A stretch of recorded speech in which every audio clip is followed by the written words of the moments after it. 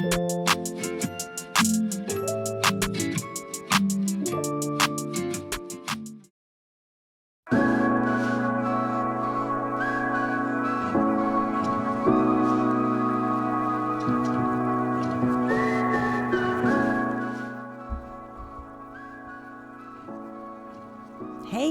what's up everyone? Welcome to my channel. My name's Mia and thank you so much for stopping by today. As you can see, I'm outside of Sherb's and Chevre's home and we're going to be doing a little speed build. But before I get into that, I kind of want to tell you the backstory about how these two met. So let's take a trip back into time, and it all took place on the beach during KK's ultimate rave. So I was just strolling along looking for my next potential client, and that's when I ran into Sherb. So we just started vibing, dancing, and then really chatting about what he wanted. He didn't want to live alone and definitely made it clear that he wanted a roommate and someone who could be patient enough to handle his obsession with bugs and also be okay with his messy nature.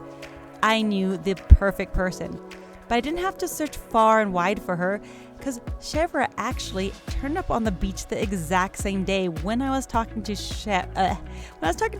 I mean, look right there. Here's my photo. It's proof. I just needed you to know that they actually were discovered the exact same day. This is not a Photoshop picture, by the way. You can tell it's legit. But anyway, that's kind of how I got these two together. So then from there, I decided to go with a kidcore theme because two goats, when they have babies, they're called kids. So isn't that just the cutest thing ever? But I just wanted to make it more of like a pastel kidcore vibe. So I'm going with some pinks, more pastel blue, and I really love how the yellow looks in combination with those other two colors. And then I'm obsessed with this wallpaper, this one that I'm using for the accent wall. I've never used it before, but I didn't want it to be too overwhelming with the build.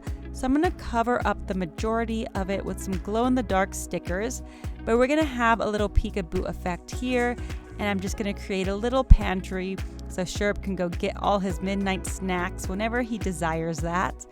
And then I'm gonna go ahead and cover up the other side with this white brick. It looks really realistic, and again, the colors just look really nice together. It still, to me, gives that kidcore vibe.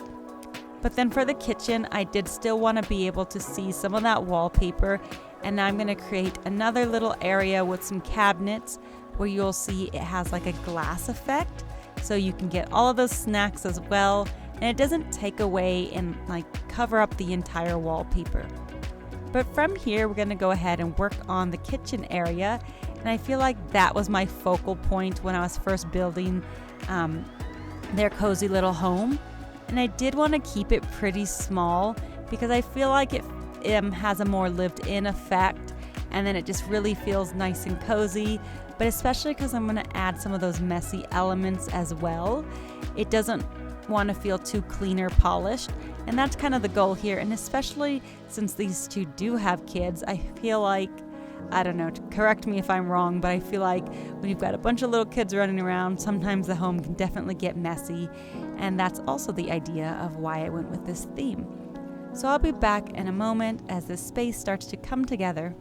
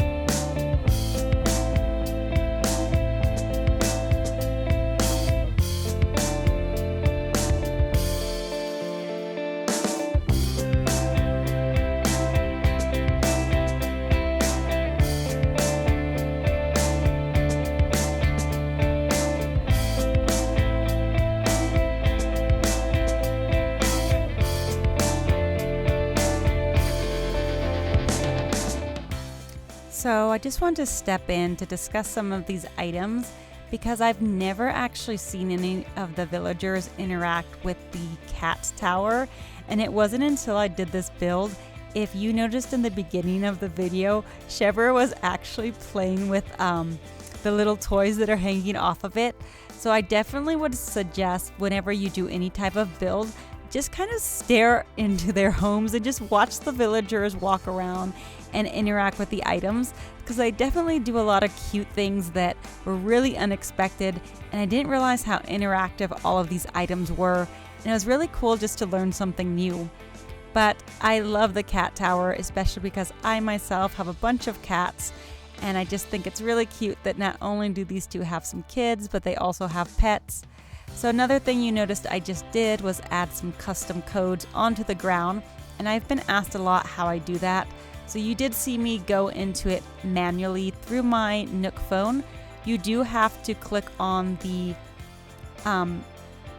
code that you'd like, and then you just have to go ahead and place it as a tile mat, and then from there you can go ahead and move it around. But look how pretty all of this is looking. I feel like it's also like, I don't know, it makes me think of sunshine because of all of the yellow, and it's just really bright and happy and cheerful.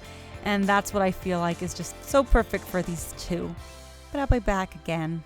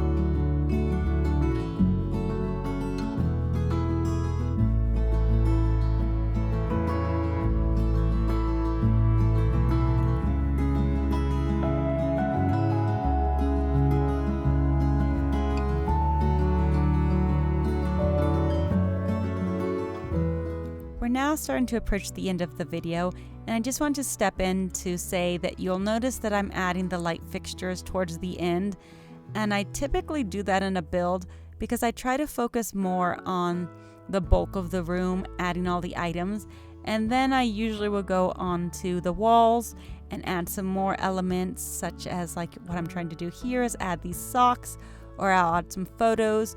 But I can't really decide where I want the light fixtures to be until the room's complete. So if you're trying to figure out how to work with ceiling items, that's my trick. But let's just go ahead and enjoy the remainder of the video. So until next time, my friends, have a great rest of your day or night. Goodbye.